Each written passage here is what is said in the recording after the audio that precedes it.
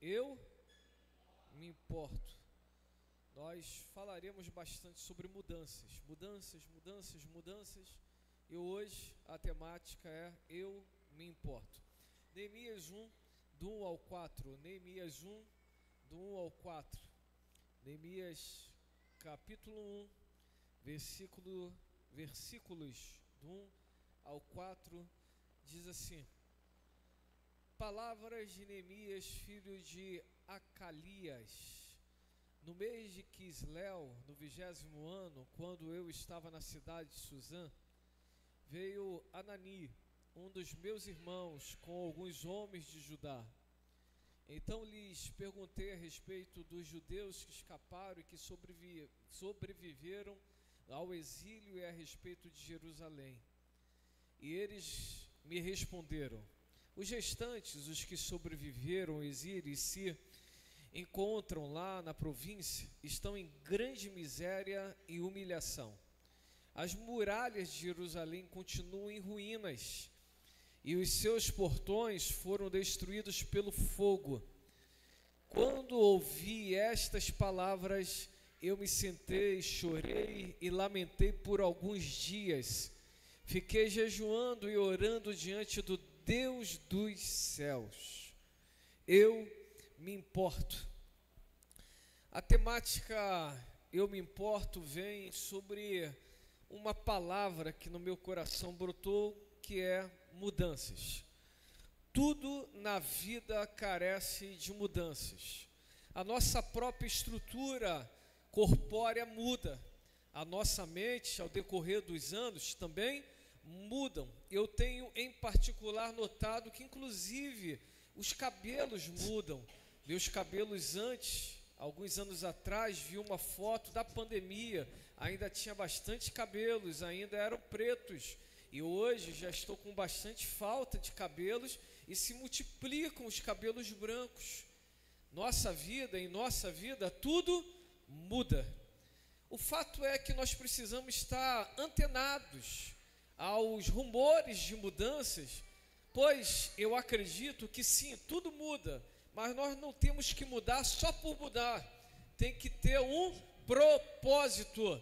Toda mudança exige um propósito. Mudar por mudar pode nos colocar em situações de dificuldade, situações complicadíssimas.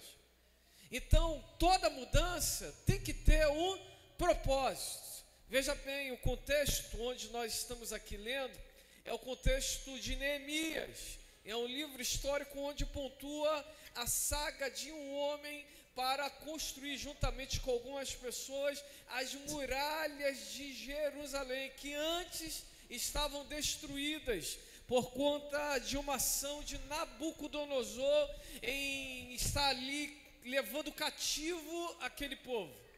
Passados 70 anos, o Senhor agiu de uma maneira tão extraordinária que tanto Zorobabel quanto Esdras puderam voltar para a terra natal e reconstruíram os muros.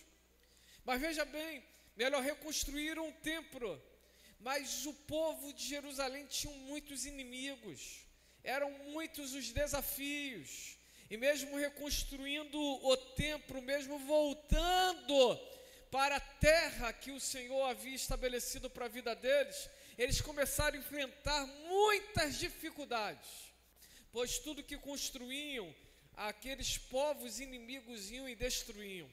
Tudo que plantavam, os povos inimigos iam e roubavam.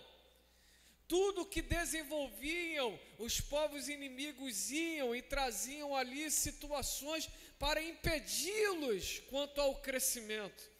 Sim, eles estavam com um problema que estava os impedindo de um crescimento, pois o templo era importante, mas os muros, naquele contexto, trazia proteção. Segundo, trazia provisão. E terceiro, trazia um conceito de lar. Era tudo que o povo não estava tendo naquele tempo. Por isso, de alguma maneira, um dos irmãos de Neemias, Acalias, voltando de uma viagem de Jerusalém, Neemias de alguma maneira se importou. E a primeira pergunta dele foi: como eles estão? E a narrativa nos traz a primeira percepção aqui interessante. Quando mudar? Quando mudar? Eu acredito que a mudança nem sempre tem que ser em momentos ruins, e também nem sempre tem que ser em momentos bons.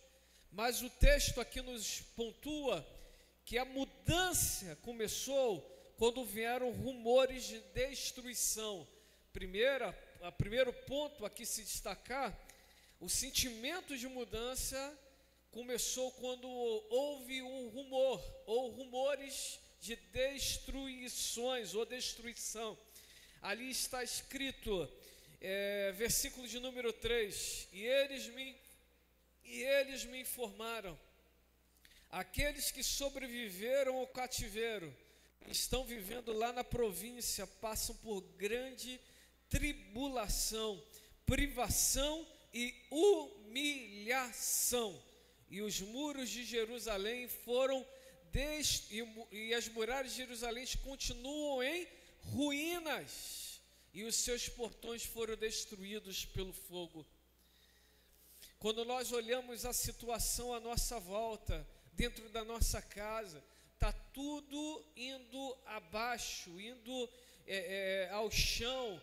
Nós ouvimos de rumores de destruição. Quando olhamos para a nossa empreitada, empreendedores, quando olhamos para o faturamento, quando olhamos para os índices de qualidade do produto, dos feedbacks daqueles que nós negociamos dia a dia, quando nós vemos rumores de destruição, quando nós olhamos para a nossa realidade de igreja local e vemos esvaziamento, rumores de destruição, é o momento de nós nos importarmos, colocarmos nosso coração e nos atentarmos o que está acontecendo.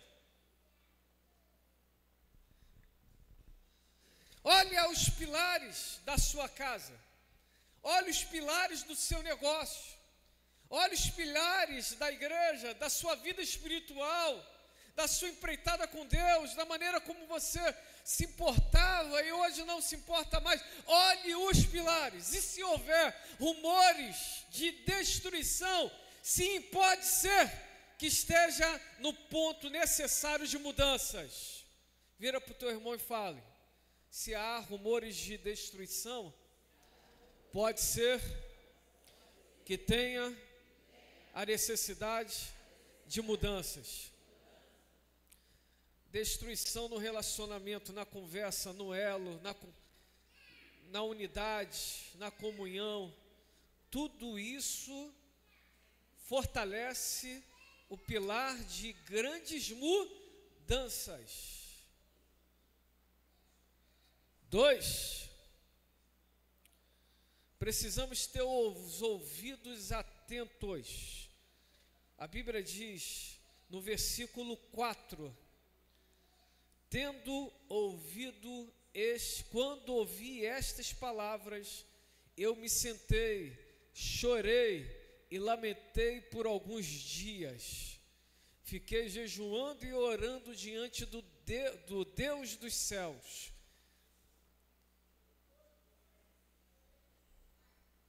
Veja bem, meus irmãos, não basta apenas ter rumores de destruição, nossos ouvidos também precisam estar movidos àquela causa. Todos nós ouvimos muitas coisas em todo tempo. São de problemas na nação, são de problemas na economia, são de problemas em diversas áreas. Mas tem coisas que simplesmente nós não nos importamos, porque os nossos ouvidos não estão atentos para aquelas informações passadas. Todavia, se esses rumores de destruição estão apontando para áreas sensíveis na sua vida, você precisa ter um ouvido atento.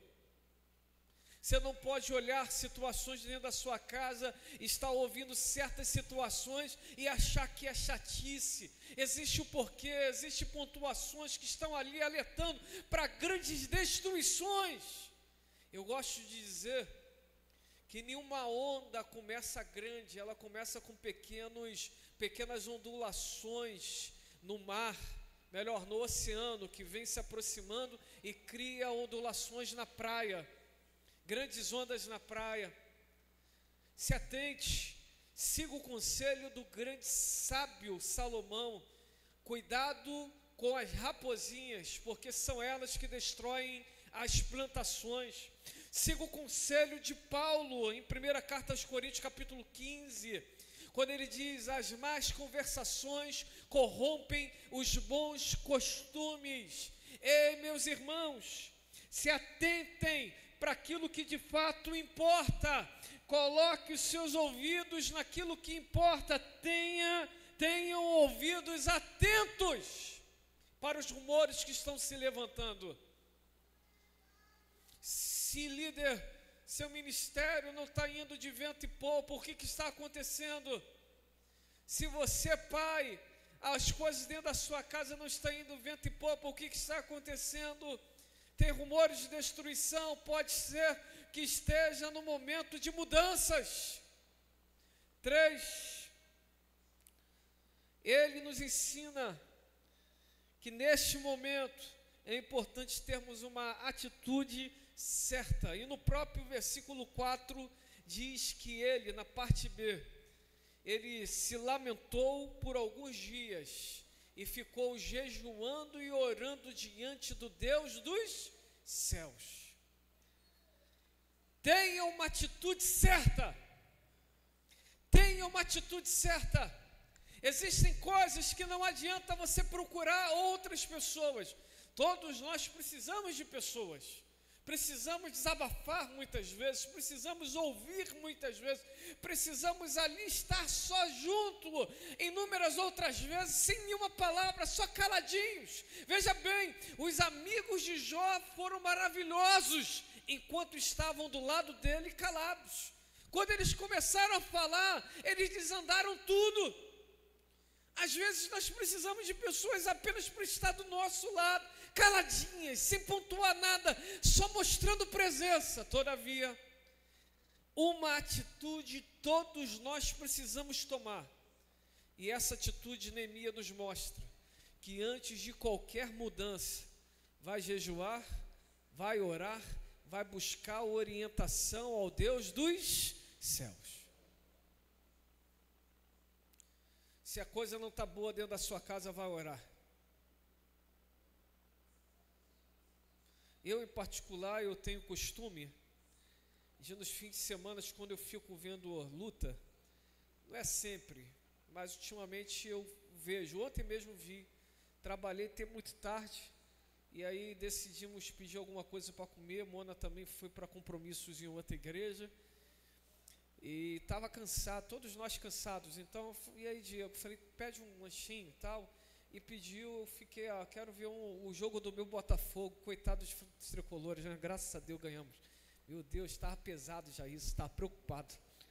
Meu Pai do céu, graças a Deus, um ponto de alegria. Mas veja bem, né, dá uma aliviada assim, fala, meu Deus, graças a Deus. Coitados dos tricolores, mas eles estão melhores do que a gente, estão na frente. Mas, graças a Deus, aliviou. Mas veja bem, e aí eu gosto de ficar, e na maioria das vezes quando eu fico em uma pequena vigília de oração. Fico igual o louco, andando de sala para o quarto, para a cozinha. Aí tem dias que eu vou até do lado de fora da casa, na varanda, levanto as minhas mãos, oro. E passo na cama dos meus filhos, e coloco mão na cabeça, coloco mão no pé, profetizo sobre a vida deles. Lembro da empresa, profetizo sobre a vida da empresa. Lembro da igreja, profetizo sobre a vida da igreja. Porque, meus irmãos, acredite, quando nós estamos nesse momento de oração, é como se os direcionamentos para as mudanças, eles começam a brotar no nosso coração e na nossa mente, porque aquilo que está no coração de Deus, nesses momentos de oração, passam a serem impressos no nosso coração. Aquilo que está na mente de Deus passa a ser impressa na nossa mente. E nós entendemos que não é apenas uma mudança, mas é uma mudança debaixo da direção do Senhor. Por isso, nessa manhã, a temática da manhã é Eu me importo. Eu não sei como você chegou aqui, mas eu quero que você saia com essa mensagem: eu me importo. Se tem rumores, pode ser que